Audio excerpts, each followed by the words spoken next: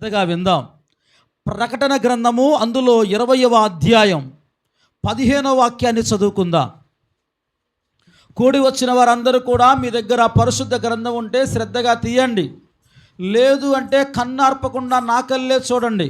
పక్కన వాళ్ళతో మాట్లాడటం కానీ నేను వేరే వాళ్ళు మాట్లాడాలని అనిపిస్తే ఖచ్చితంగా మీరు బయటికి వెళ్ళి కూర్చొని మాట్లాడుకోవచ్చని నేనే పర్మిషన్ ఇస్తున్నా.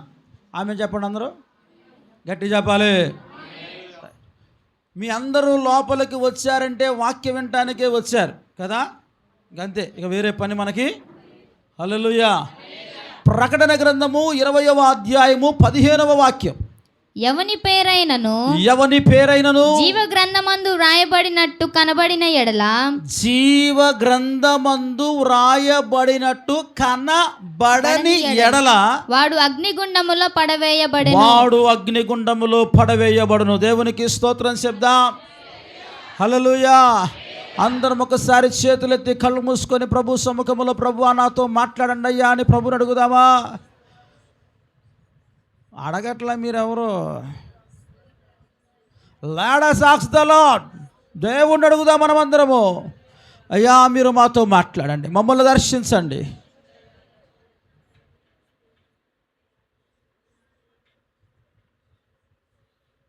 Praise the lord. హల్లెలూయా.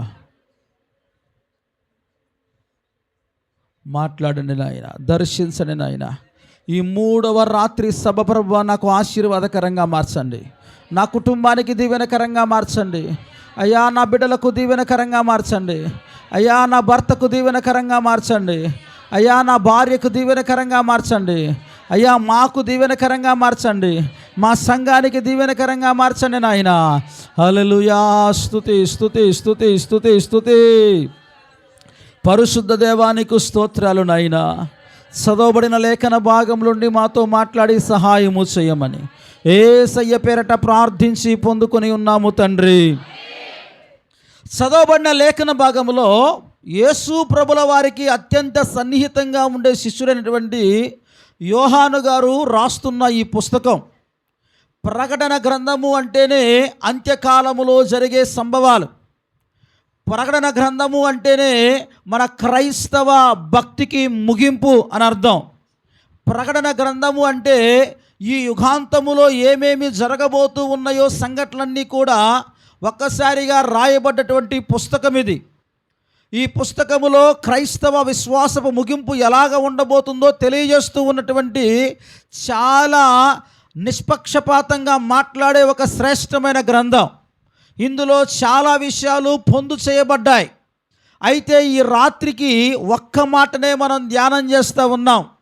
ఏంటి మనము ధ్యానము చేయబోయే విషయం అంటే, ఎవని పేరైనను జీవ గ్రంథమందు వ్రాయబడినట్టుగా కనబడకపోతే అతడు అగ్నిగుండములోకి వెళ్ళిపోతాడట. దేవునికి స్తోత్రం చెప్దాం.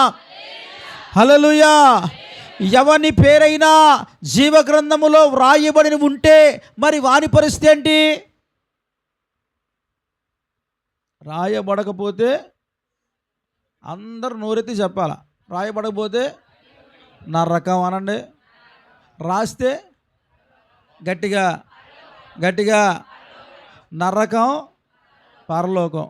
పేరు ఎక్కడ రాసుకోవాలి ఇప్పుడు? ఆధార్ కార్డులో ఉందా? రేషన్ కార్డులో ఉందా? డాక్రా కమిటీలో ఉందా? ఇంకెక్కడ ఉంది? మన కాలనీ కోర్టు కేసులు ఉన్నాయి, అట్లా ఉందా? ఆధార్ కార్డు సబ్మిట్ అయినాయా? మన పేరు గోళ్ళ మీద, ఫేస్బుక్లో, ట్విట్టర్లో, ఇన్స్టాలో, యూట్యూబుల్లో, ఆ తర్వాత కొంతమంది గిన్నెల మీద, చెంబుల మీద, తెపలాల మీద. ఎందుకని?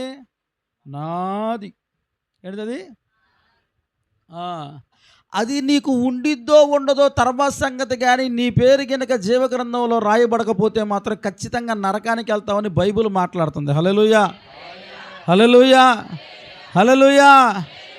ఈ రాత్రి నా సందేశం ఏంటంటే, నీ పేరు జీవగ్రంథంలో వ్రాయబడాలని ప్రభువే కోరుకుంటున్నాడు.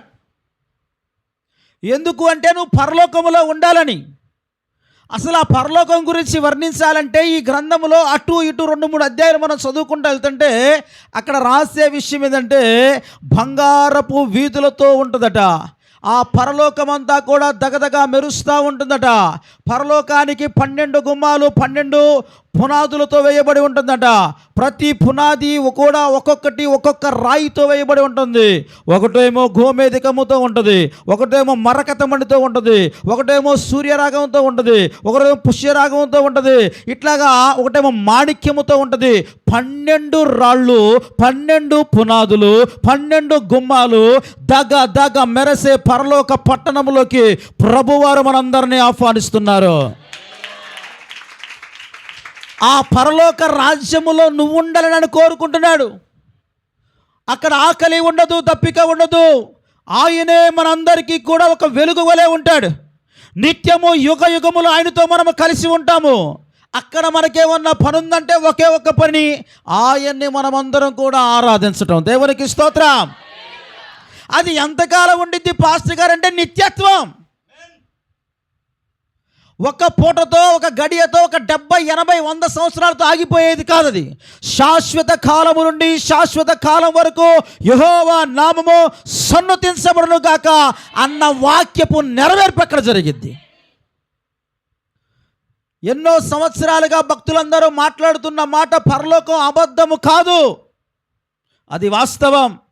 ఎక్కడ ఉందంటే ఉత్తర దిక్కున ఉందని, అక్కడ దేవునికి సభాపర్వతం ఉందని, ఆయన సమీపింపరాని తేజస్సులో నిత్యము కూడా వసించే అమరత్వాన్ని కలిగి ఉన్నాడని, ఆయన చుట్టూ కూడా 24 పెద్దలు ఉన్నారని, వారిని దాటి ఇంకొంచెం కిందకు వస్తే గాజు సముద్రం ఉందని, ఆ గాజు సముద్రానికి కింద కోట్ల కొలది దూతలు నిత్యము కూడా గాన ప్రతిగానములతో పరిశుద్ధుడు పరిశుద్ధుడు అని చెప్పి ఆరాధిస్తూ ఉన్నారని లేఖనాలు సెలవిస్తూ ఉన్నాయి. హల్లెలూయా.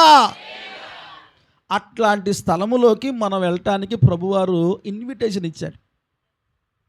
ఎక్కడికి? అందరు చెప్పాలి. మనమేం చేస్తున్నాం? పరలోకం డిజైనింగే గోల్డ్, అందులో వీధులు కూడా బంగారమే, ఇల్లులు కూడా బంగారం. నువ్వు కొద్దిగా అలంకరించుకొని సూపర్ నా దగ్గర ఇంత ఉంది అంత ఉందని చెప్పుకో మాకు ఎప్పుడు. హల్లెలూయా. మా తిమోతి ఎప్పుడు దాంతోనే వ్యాపారం చేస్తూ ఉంటాడు. అసలు ఇట్టించేసి అటు తీసుకొట్టి దాని మీద ఆశ పుట్టలేదు. అందుకని దేవునికి స్తోత్రం చెప్పండి. అంటే ఒకవేళ ఉన్నా కానీ చంపేసుకుంటాడు ఇప్పుడిక. ఆ పరలోకం అంతా కూడా బంగారంతో చేయబడింది. మన కాళ్ళ కింద అట్లా వెళ్ళిపోతూ ఉంటుంది. అంతే. అంతటి శ్రేష్టమైనటువంటి నగరములోకి ప్రభువారు మనల్ని ఆహ్వానిస్తూ ఉన్నారు. ఆ ఆహ్వానానికి ఉండవలసినటువంటి విషయం ఏంటంటే నీ పేరు జీవగ్రంథములో, అందరూ చెప్పండి, నీ పేరు జీవగ్రంథములో రాయబట్టానికి నువ్వేం చేయాలి అనేదే ఈరోజు మన యొక్క విషయం.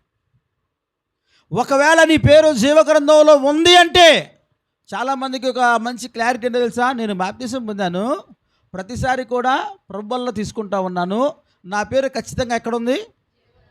రెడ్డి గారు ఉన్నట్టేనా? అప్పుడప్పుడు కొన్ని పొరపాట్లు చేస్తూ ఉంటాం మనం. చేశారా మీరు ఎప్పుడైనా? ఎట్లాంటి ఏం చెప్పరు మీరు. హల్లెలూయా. మనసులో అనుకోండి, మనసులో అనుకోని బయటికి అనమాకండి. మళ్ళీ చేస్తే ఇప్పుడు నా పేరు జీవగ్రంథంలో ఉందా? తుడిచేశారా? కాబట్టి ఈ పూట నీ పేరు జీవగ్రంథంలో కన్ఫామ్గా ఉండాలి. లేకపోతే నువ్వేం కోల్పోతావు? అసలు మన విశ్వాసం అది చెప్పండి. ఏం కోల్పోతావు? పరలోకం ఏంటిది? పరలోకము కోల్పోతాం. దేవునితో ఉండే ఆధిక్యతను కోల్పోతాం. దేవుణ్ణి చూసే ఆధిక్యతను కోల్పోతాం. ప్రభువుని ముఖాముఖిగా దర్శించుకునే ఆనంద క్షణాలు మనం కోల్పోతాం. దేవునికి వేరుగా ఉండి మనమేమీ కూడా ఆశీర్వాద కోట అంటే నీకు భౌతిక సంబంధంగా కావలసినవన్నీ కూడా అమర్చుకొని ఇళ్ళు, వాకిలి, పెళ్ళిళ్ళు, బండ్లు, గిండ్లు అన్నీ కొనుక్కొని బ్రహ్మాండంగా బ్రతకటం అనేది ఎవరైనా చేస్తారు. అసలైన ఆశీర్వాదం ఏంటంటే నువ్వు దేవుని సన్నిధానంలో ఎక్కడ చనిపోతే అక్కడ కన్ను తెరవగలిగిన విశ్వాసం నీకుందా? లేదు పాస్ గారు, ఇంకా నేనేమవుతున్నాను, ఇంకొంచెం నా లోపల ఇవన్నీ పక్కన పెట్టేసేసి ప్రభు సముఖంలోకి రాగలిగితే నీ పేరు జీవగ్రంథంలో రాసుకుంటే ఖచ్చితంగా నువ్వు దేవుని యొక్క స్థానంలో లేకపోతే దేవుని దగ్గర ఉంటావు. దేవునికి స్తోత్రం, హల్లెలూయా. కాబట్టి నీ పేరు జీవగ్రంథంలో ఉందో లేదో తెలియటానికి సమయాన్ని బట్టి ఒక 3 లేదా 4 మాటలు నేను జ్ఞాపకం చేస్తాను. ఆ తర్వాత మనందరం ఆ విషయాన్ని బట్టి ప్రార్థన చేసుకొని మనం ఇక్కడ నుండి బయలుదేరదాం. హల్లెలూయా, హల్లెలూయా, హల్లెలూయా.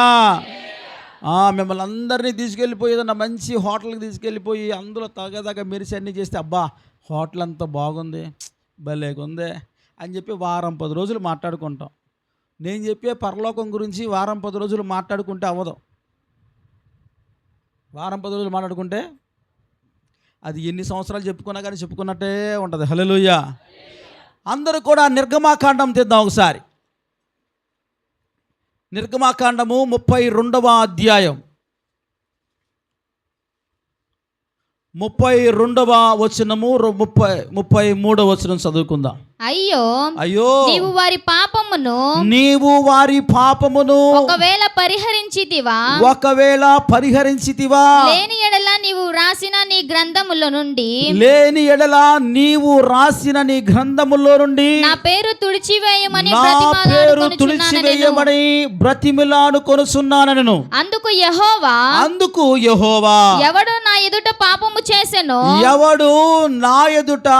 పాపము చేసెనో వాని నా గ్రంథములో నుండి తుడిచివేయుదును. వానిని మాత్రమే నా గ్రంథములో నుండి తుడిచివేతును. దేవునికి స్తోత్రం చెప్దామా?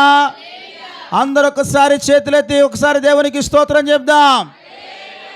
గమనించండి, ఇక్కడ జరుగుతున్నటువంటి విషయాన్ని మనం గమనిస్తే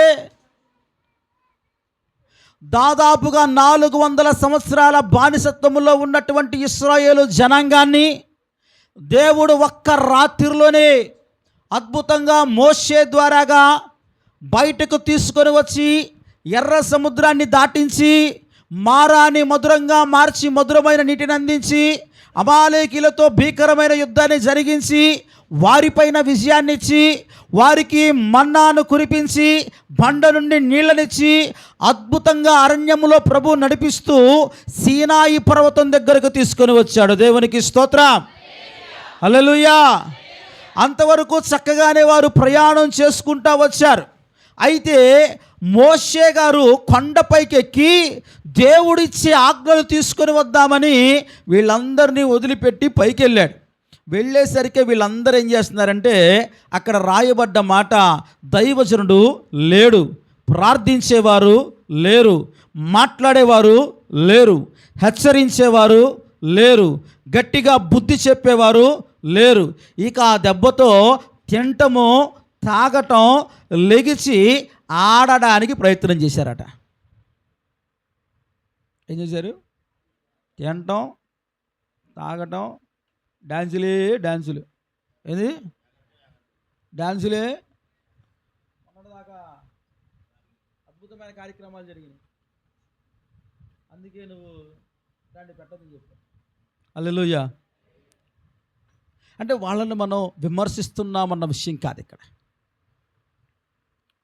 ఇశ్రాయేలు జనాంగం కూడా ఎవరైతే విడిపించారో, ఎవరైతే వారిని బయటకు తీసుకొని వచ్చారో, ఎవరైతే వారికి మన్నా కురిపిస్తూ ఉన్నారో, ఎవరైతే వారికి బండ నుండి నీళ్ళిస్తూ ఉన్నారో, ఎవరైతే వారిని సంరక్షిస్తూ కాపాడుతూ నడిపిస్తూ ఉన్నారో ఆ దేవుణ్ణి మరసట తింటూ త్రాగుచూ నాట్యమాడుతూ విచ్చలవిడిగా బ్రతుకుతూ ఉంటే దేవునికి కోపం వచ్చేసిందంట. హల్లెలూయా. కోపం వచ్చి ఆ పరలోకం నుండి దిగొచ్చి సీనాయి పర్వతం మీద అంటాడు కదా, మోషే వారందరూ కూడా చెడిపోయారు, దారి తప్పిపోయారు, ఖచ్చితంగా నేను వారిని ఏం చేస్తానంటే సంహరించేస్తాను. హల్లెలూయా. దేవుడు ఏమన్నాడు? దేవుడు కోపం వచ్చిద్దా? అమ్మ వచ్చిద్దా రాదా? నిజం చెప్పండి. చూసారా మీరు?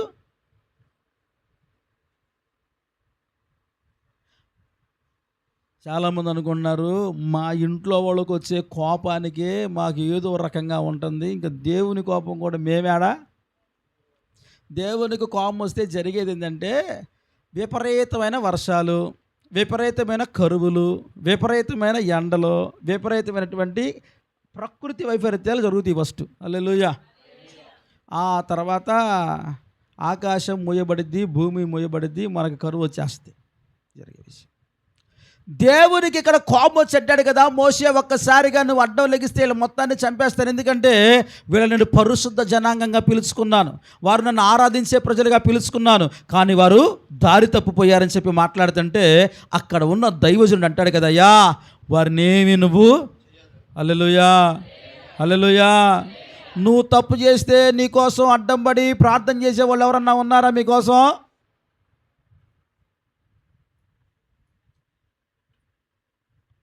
మనమేం విచ్చలవిడిగా తప్పులు చేస్తూ ఉంటాం. ఆ తర్వాత వచ్చి మనమేమనుకుంటాం, ప్రార్థన చేసుకుంటాం మొత్తం. నువ్వు ప్రార్థన చేస్తే పోవు అక్కడ. హల్లెలూయా.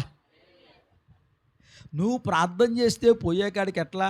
నీ ప్రార్థనతో పాటు ఇంకొకళ్ళు ఎవరన్నా సరే నీ కోసం సంతకం పెట్టాలి. అలా సంతకం పెట్టి ఆయన పేరే పాస్టర్ గారు. హల్లెలూయా హల్లెలూయా. ఇప్పుడు మోషే గారు అంటే, అయ్యా వాళ్ళేమి నువ్వు చేయొద్దు నాయనా, నేను అడ్డం పడుతున్నా అంటే ఊరుకో, వాళ్ళ పేర్లు మొత్తం నేనేం చేస్తాను జీవగ్రంథంలో నుండి. ఇప్పుడు చెప్పండి, ఎవరి పేరు జీవగ్రంథంలో నుండి పోయిద్ది? అర్థం కాలేదు కదా అమ్మ, ఎవరి పేరు పోయిద్ది? ఎవరి పేరు?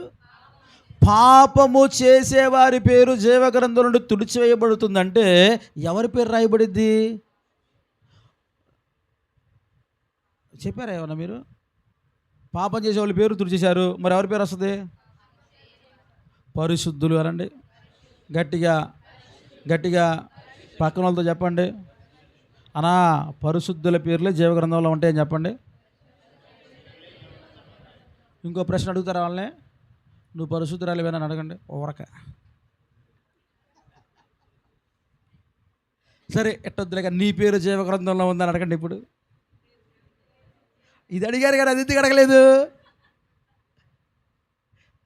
ఎవరు అడుగుతారో మళ్ళీ అలాకెళ్ళి ఇంకో 4 ఏళ్ళు. అమ్మ బాబాయ్, చాలా తెలివిగలవాళ్ళు.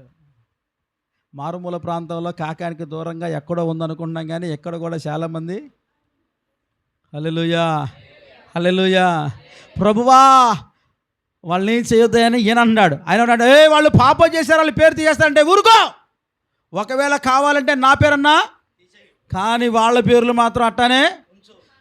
అసలు అట్ట జరగదు మోసే, భలే వాళ్ళలాగా ఉన్నావు. నీ ఆఫర్ నాకు నచ్చలా. నా ఆఫర్ ఏంటంటే వాళ్ళని మొత్తాన్ని లేపేస్తా అంటే మోసే ఆ కొండ మీద ఉండి ఆయన రాస్తాడు కదా 90వ కీర్తనలో, దినమెల్లా మేము భరిస్తూనే ఉన్నాము ఆయన ఉగ్రతనని చెప్పి రాస్తా ఉంటాడు. అంటే ఒక దైవజనుడు పని ఏంటంటే వారికి అప్పగించబడ్డ ఆత్మల కోసం, వారికి అప్పగించబడ్డ కుటుంబాల కోసం, వారికి అప్పగించబడ్డ గొర్రెల కోసం, వారికి అప్పగించబడ్డ పిల్లల కోసం దినమెల్లా ప్రభువు సముఖములో ఉగ్రతను భరించటమే. దేవునికి స్తోత్రం హల్లెలూయా. వారి మీదకి వస్తున్న ఉగ్రతను భరిస్తూ దైవజనుడు జీవితాన్ని గడుపుతూ ఉండాలి. ఒకవేళ దైవజనుడే ప్రార్థన చేయకుండా పక్కకు జరిగాడా, దేవుని ఉగ్రత మన నడినెత్తి మీదకి వచ్చేసింది. ఆడకొస్తుంది. కావున ఇప్పుడు మనం ఎలా బ్రతకాలి? అందరూ చెప్పలా, గట్టిగా చెప్పలా, యేసు రక్తము ప్రతి పాపము నుండి మనల్ని పరిశుద్ధులుగా చేస్తుంది. దేవునికి స్తోత్రం. దేవుని వాక్యం అనే ఉదక స్నానము చేత మనము ప్రతిదినము కూడా పరిశుద్ధ పరచబడుతూనే ఉండాలి. హల్లెలూయా. కన్నీటి ప్రార్థనలో మనం ఎప్పుడు కూడా మన పాపాలు కడుక్కుంటూ ఉండాలి. దేవునికి స్తోత్రం. ఆరాధన చేస్తూ ఉండగానే యెషయాకి తనెవరో అర్థమైపోయి అంటాడు కదా, అయ్యా నేను అపవిత్రమైన పెదవులు గలవాడను, అపవిత్రమైన జనముల మధ్యలో ఉంటున్నాను, అయ్యో నా పెదవులు నేను పాడైపోయానయ్యా అన్నాడు. ఇలాంటి పశ్చాత్తాపం నీకు ఎప్పుడైతే కలిగిద్దో అప్పుడు నీలో ఏమి స్టార్ట్ అయిద్దంటే పరిశుద్ధత. దీని గురించి చెప్పాలంటే చాలా విషయాలు చెప్పాలి. ఇప్పుడు మన శరీరంలో అవయవాలే మనల్ని పాడు చేస్తున్నాయి. బాయ్ తమ్ముడు చూస్తున్నా, నేను కరెక్ట్గా ఎదురు కూర్చున్నాను అంటే పక్క జరగమని అర్థం. హల్లెలూయా. మీరు చూడిపోయినా ఏం కాదు, మీరు నాగలు చూడండి. ఇటు మన దేహములో ఉన్న సమస్త అవయవాలే మనల్ని అపవిత్రంగా మార్చేస్తూ ఉన్నాయి. అంతేనా సామ్యులు? నీ కన్నులు, నీ పెదవులు, నీ నాలుక తప్పించావా? నువ్వు అడ్డం పడ్డావా? నీ హృదయం, నీ ప్రవర్తన,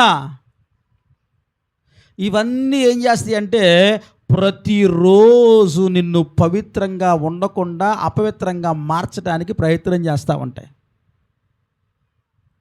లేదు పాస్ గారు, అస్సలు ఒక్క రోజు కూడా నేను పాపం చెయ్యనే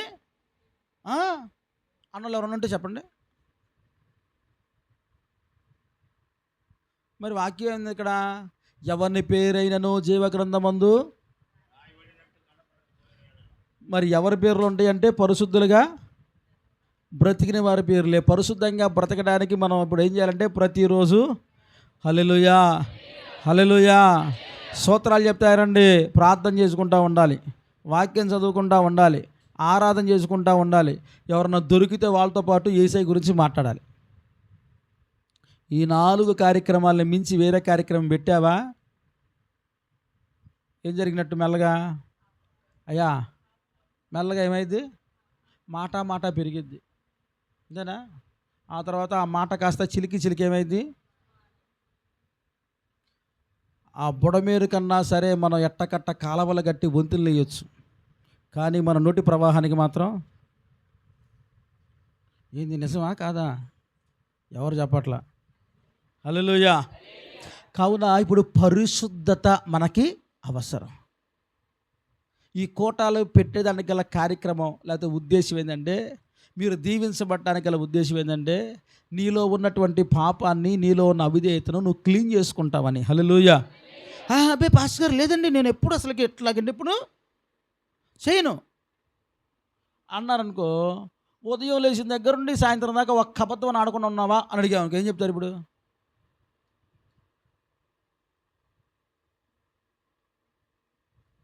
ఆలోచిస్తున్నారు ఎన్ని ఆడానని.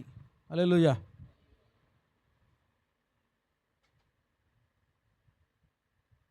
Praise the lord. ఆలోచిస్తారని గ్యాప్ ఇచ్చా, అమ్మాయిని ఏమనలేదు. హల్లెలూయా.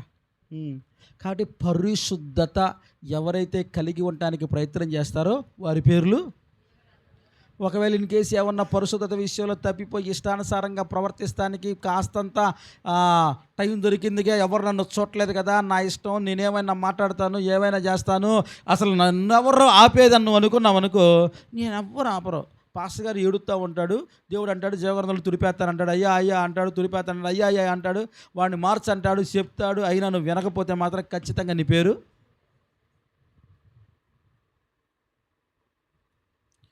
నెంబర్ 1.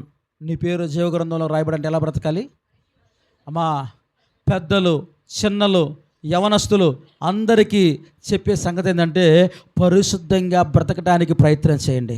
లోకం మంచిది కాదు, పరిస్థితులు బాగాలేదు, పాడైపోయింది, పాపం విచ్చలవిడిగా జరుగుతూ ఉంది, లోకాశల్లో నలిగిపోతూ ఉన్నారు. వద్దు, నీ పిల్లల్ని కాపాడుకో, నిన్ను నువ్వు కాపాడుకో, నీ నోరు కాపాడుకో, నీ కళ్ళు కాపాడుకో, నీ పెదవులు కాపాడుకో, నీ మాటలు కాపాడుకో. నీ నాలుక బరి నుండి వచ్చే ప్రతి మాటకు నువ్వు లెక్క చెప్పాలి. ఎంత మాట పడితే అంత మాట మాట్లాడిన తర్వాత అమ్మో అమ్మో అన్నాడు ఊరుకోరు. ఇక్కడ కొంతమంది చిన్నపిల్లలే, కానీ వాళ్ళు వేసే డైలాగులు మాత్రం ఒక 30-40 ఏళ్ళు వేసినట్టు వేస్తూ ఉంటారు డైలాగులు. చాలా ఒళ్ళు దగ్గర పెట్టుకొని బతకాల. ఒళ్ళు చెప్పండి. అట్ట మాట్లాడే వాళ్ళు ఏమంటారంటే కొవ్వు బట్టి మాట్లాడుతున్నారు అంటారు. ఏమంటారు? మీరు ఇప్పుడు అనలేదా? మీకు వాడుక భాష అర్థం కావాలని నేను మాట్లాడుతున్నా. హల్లెలూయా. మిమ్మల్ని తిట్టాలన్నది, మిమ్మల్ని అన్నాలన్నది నా ప్రయత్నం, కానీ మన పిల్లలు, పెద్దవారు ఎవరైనా కానీ ఏదైనా, హల్లెలూయా, పిల్లలు పెద్దవాళ్ళు ఎవరైనా కానీ పరిశుద్ధతను కాపాడుకోవటం కోసం ప్రయత్నం. నీ పిల్లోడు నువ్వు పరిశుద్ధంగా పెంచకపోతే తప్పు ఖచ్చితంగా తల్లిదండ్రులే. వాడికి చెప్పానండి, వినలేదండి అని ధీమాక సమాధానం చెప్పమాక. మా ఆయనకు కూడా చెప్పాను అనమాక. నీ సాత్వికమైన ప్రవర్తనతో వాళ్ళకి నువ్వు బుద్ధి చెప్పుకోవాలి.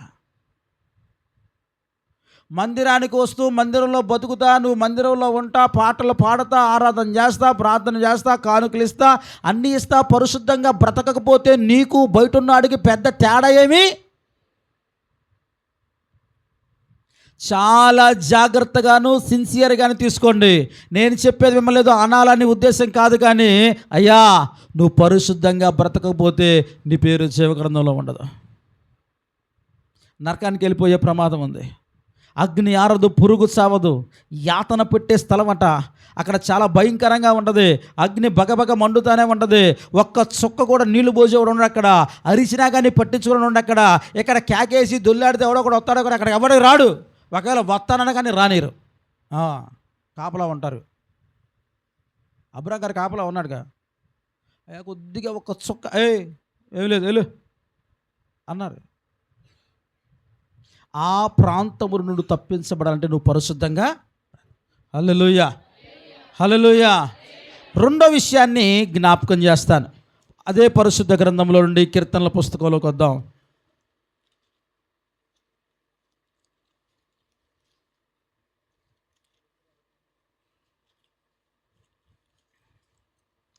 యాభై 56వ కీర్తన, అందులో 8వ వచనం.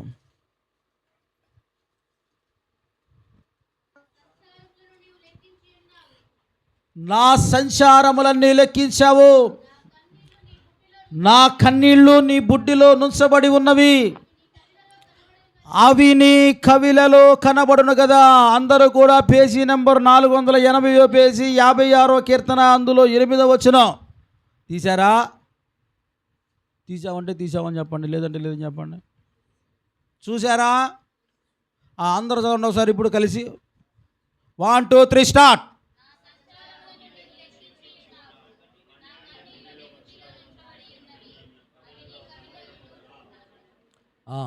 సంచారములు, నా సంచారములు అనండి అందరూ. అంటే ఏంటి? నీ ప్రయాణాలు, నువ్వు నడిచిన అడుగులు. ఏం చేశాడంటే దేవుడు గట్టిగా 2, నా కన్నీళ్ళు అన్నది. ఏడిచావు ఎప్పుడైనా నువ్వు? ఎవరో కొడితే, టీవీలో సీరియల్ చూస్తే, అత్త కోడలు హింసించుకుంటే కాదు.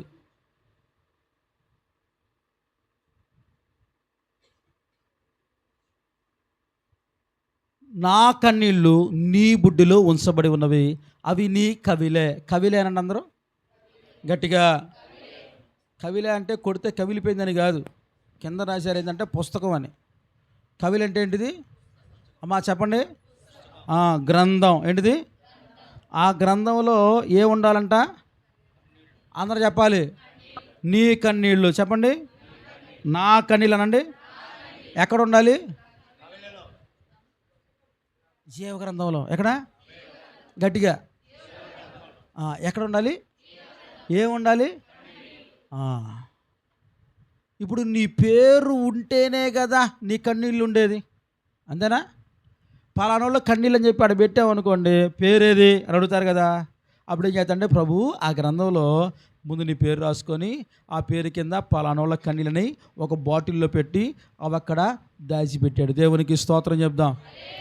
ఇది నేనేదో సొంతగా రచించిన పుస్తకం కాదు. పైన భక్తులైన దావీదు గారు తన అనుభవాల్లో ఉండి చూసి ప్రత్యక్షతను పొందుకొని ఈ మాటలు మనకు చెప్తున్నాడు. హల్లెలూయా. రెండవదిగా, మొదటిగా మన పేరు జీవగ్రంథంలో రాయబడాలంటే మనం పరిశుద్ధంగా. రెండవదిగా నీ పేరు జీవగ్రంథంలోకి రావాలంటే నీ కన్నీళ్ళు అక్కడ ఉండాలంట. ఏముండాలి? అందరూ చెప్పండి. అక్క కన్నీటి ప్రార్థన చెప్పండి అందరూ. చెప్పండి పక్కన వాళ్ళతో. ఎప్పుడైనా ఏడిచావని అడగండి ఊరక.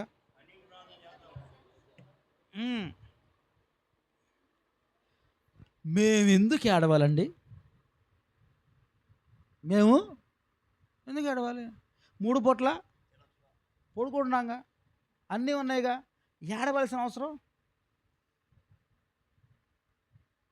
నా ప్రాణమా తినుము, అది బాగా సంపాదించిన డైలాగ్ అది. మరి రాజులకే రాజుగా, చక్రవర్తిగా అనేక రాజ్యాల్ని జయించిన వాడిగా ఉన్న దావీదు గారి స్టేట్మెంట్ ఏంటి? నా ప్రాణమా యెహోవాను, నా అంతరంగంలో ఉన్న సమస్తమా ఆయన చేసిన ఉపకారంలో. ఇది ఆయన స్టేట్మెంట్. ఇప్పుడు మన స్టేట్మెంట్ ఏంటి?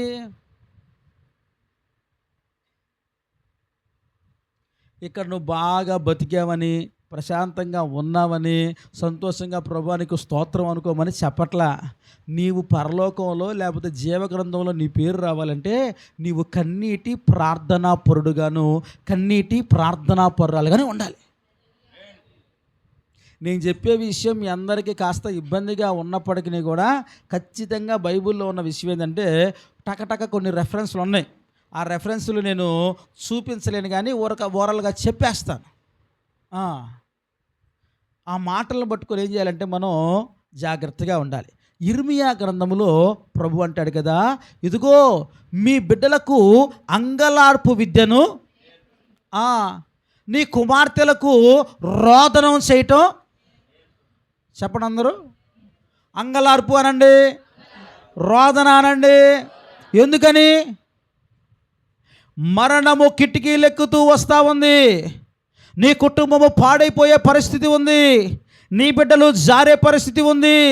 కుటుంబంలో ఉన్న స్థితిగతులన్నీ కూడా సరిగా ఉండాలంటే, మరణానికి ఎవడు పాత్రులుగా ఉండకుండా ఉండాలంటే, ఆత్మ సంబంధమైన జీవితంలో జారిపోకుండా ఉండాలంటే, దేవుని ముందు యథార్థంగా నిర్దోషంగా బ్రతకాలంటే, ప్రతి వ్యక్తికి కూడా ఆత్మ సంబంధంగా బలపడాలంటే వ్యక్తిగత కన్నీటి ప్రార్థన చాలా ప్రాముఖ్యం. హల్లెలూయా. మనకేమో ప్రార్థనే సరిగా రాదు. కొంతమందికి ప్రార్థన చేసుకోవడానికి టైమే, ఇప్పుడు ఈ ప్రార్థన చేసుకోవడానికి టైం లేదు, ప్రార్థన రాదు. ఇక ప్రార్థన రాకపోతే అసలు కన్నీళ్ళు ఏం చేద్దాం మరి? కన్నీటి ప్రార్థన లేకపోతే జీవగ్రంథంలో నో ప్లేస్, డైరెక్ట్ స్టేట్మెంట్ అంతే. నిజమేనా పాస్టర్ గారు అంటే? మరి నిజమేగా. నీ గ్రంథములో, నీ కవులలో అవి హెస్కేలు గ్రంథములు అంటాడు కదా, దేశములో జరుగుతున్న హేయ కృత్యములను బట్టి నువ్వేం చేయాలంటే, ఎవరైతే కన్నీరు కార్చి ప్రలాపిస్తూ ఉంటారో వారి నుదుట మీద ఒక గుర్తై అని చెప్పారు. అంటే ఇప్పుడు మనం ఏం చేయాలి? మన కుటుంబం కోసం, దేశంలో జరిగే అన్యాయాలు అక్రమాల కోసం రోజు ఏం చేయాలంట? అందరూ చెప్పలా, ఏడవాలి అనండి, ఏడ్చి ప్రార్థన చేయాలనండి. మనకేమో జబర్దస్తులు, వాళ్ళు వీళ్ళు ఎగిరి తన్నుకోవటం, నవ్వుకోవటం, అటు ఇటు పడటం, దొల్లాడటం ఏమో సరదాలాయా. ఈ ఏడుపు ఏడవుతుంది రెడ్డి గారు? రాదు. ఖచ్చితంగా ఎవడో ఒకడు వచ్చి చొక్క పట్టుకొని పెట్ట బాధ్యత ఎప్పుడు వస్తుంది. ఏంటిది? దైవజనుడు ప్రకటిస్తున్న వాక్యాన్ని పట్టుకోవాలండి. దేశంలో జరిగే కార్యక్రమాల పట్ల మనం ఒక మంచి అవగాహన కలిగి ఉండాలి. మన పక్క జిల్లాలోనే వరదొచ్చి అందరూ కొట్టుకుపోతే వాళ్ళ కోసం ఒక పూటన ఏడిచావా? బాగా గిల్లిచ్చి పరుసులో 200 తీసి ఇదిగో వాళ్ళకి ఇచ్చేయండి పాస్ గారు, వాళ్ళు ఏదో కందిపప్పు కొనుక్కుంటారంట అన్నట్టుగా ఇచ్చావు.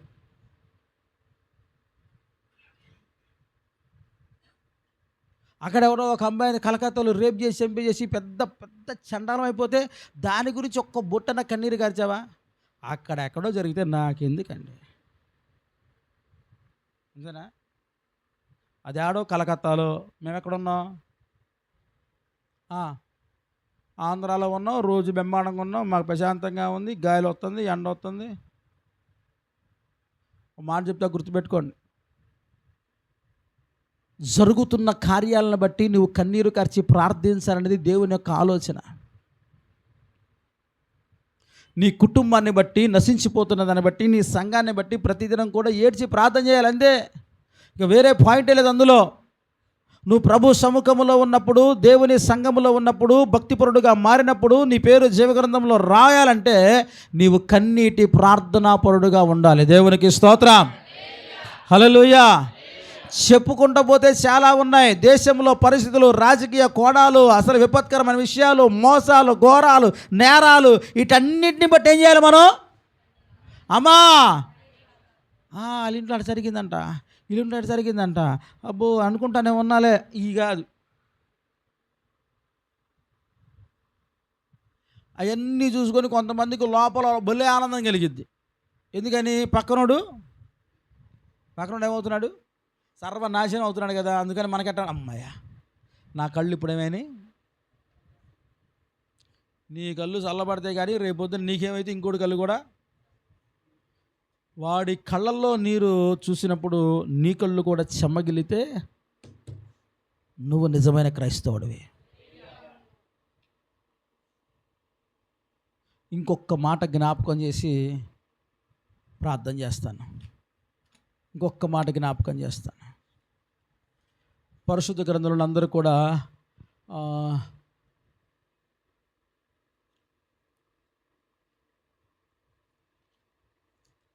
ఫిలిప్పీలకు రాసిన పత్రిక 4వ అధ్యాయం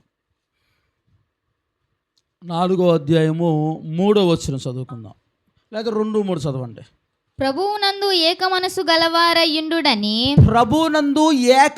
గలవారయుండుడని యువోదియాను సుంటుకేను బతిమలాడుకొనుచున్నాను. అవును నిజమైన సహకారి ఆ స్త్రీలు క్లెమెంతుతోను నా ఇతర సహకారులతోను స్వార్థ పనిలో నాతో కూడా ప్రయాసపడిన వారు గనుక వారికి సహాయము చేయమని నిన్ను వేడుకొనుచున్నాను. ఆ సహకారుల పేర్లు జీవగ్రంథమందు రాయబడి ఉన్నవి. దేవునికి స్తోత్రం చెప్దాం అందరూ కూడా. ఎవరి పేరు జీవగ్రంథములో రాయబడింది? ఫస్ట్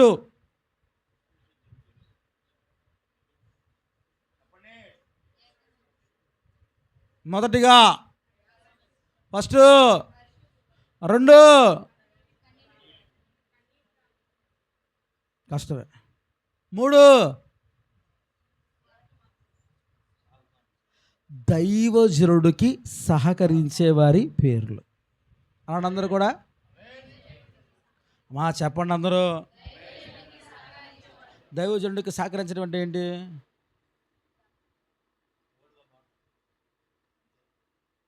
వాళ్ళు చెప్తారని నేను చూస్తున్నా, వాళ్ళు చెప్పట్లా.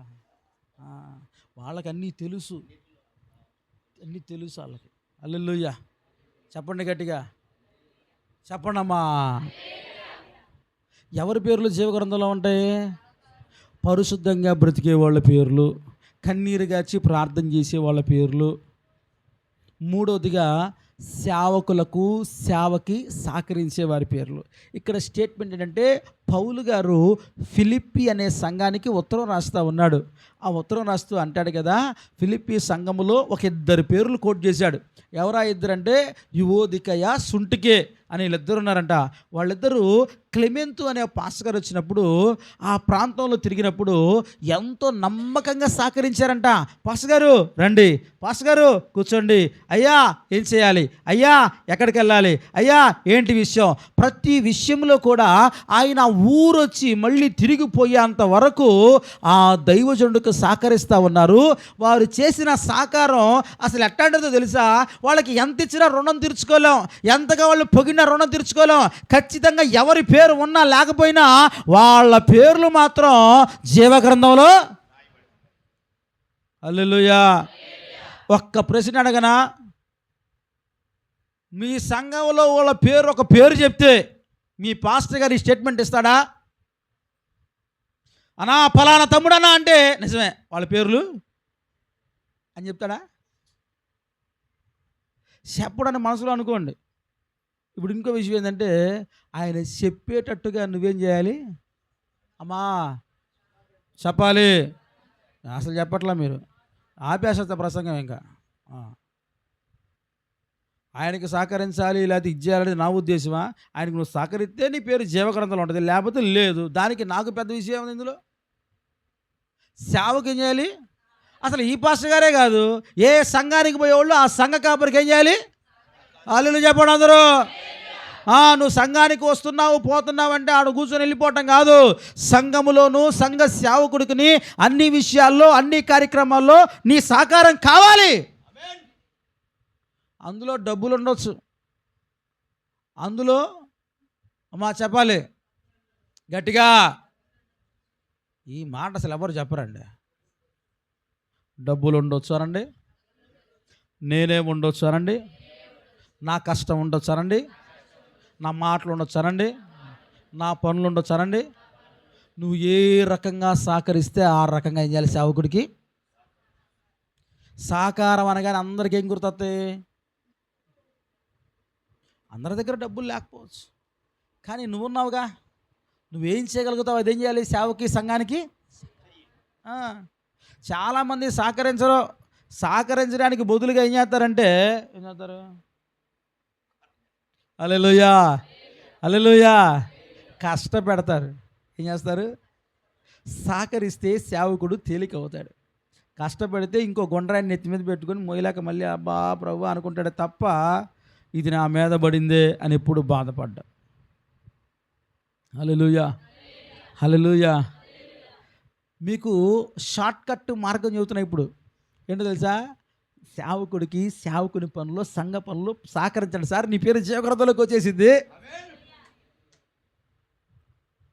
అర్థం కాలేదా మీకు? అసలుకి పరిశుద్ధంగా ఉండమన్నాను, కన్నీటి ప్రార్థన చేయమంటాను, సులువైన పని. పక్కనోడు వచ్చి జెండా మోయమంటే మొయ్యవా? ఒక గుండ్రాయి పక్కన పెట్టమంటే పెట్టవా? ఒక కొద్దిగా ఉప్పిమ్మంటే ఇవ్వవా? ఇవ్వరా? నిజం చెప్పండి. అసలు మీరు ఎవ్వరు తెచ్చేటట్టు కనపడలా నాకు. ఇస్తా ఉంటే ఇస్తానన్నట్టు చూసావు. హల్లెలూయా. సహాయం చేయటం మన లక్షణం. అమ్మా, ఆంధ్రదేశంలో పుట్టిన తెలుగోళ్ళ లక్షణం ఏంటంటే పగోడికి కూడా ఏం చేస్తాం మనం? గట్టిగా ఇబ్బందుల్లో ఉంటే పరామర్శిస్తాం. అంత మంచోళ్ళం. అరే దేవుని పనికి సహకరించమంటే ఎందుకని ఆలోచిస్తారు? అర్థం కావట్లా.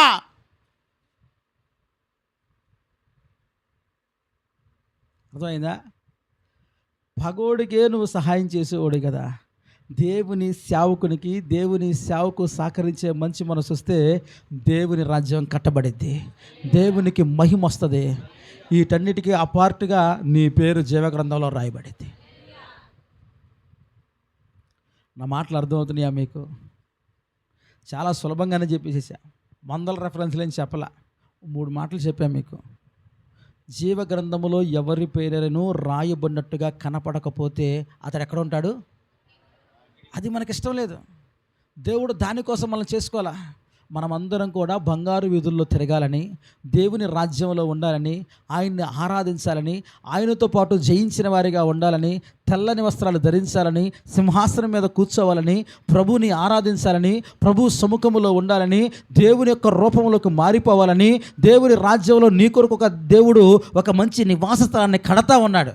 దానికోసం మనం బ్రతికే వాళ్ళం. దేవునికి స్తోత్రం. మరి అక్కడికి చేరాలంటే నీ పరిశుద్ధ జీవితం కావాలి, నీకు కన్నీటి ప్రార్థన కావాలి, సేవలో సహకరించే వారిగా మీరు ఉండాలి. అట్టి కృప దేవుడు మనందరికి అనుగ్రహించలాగున మన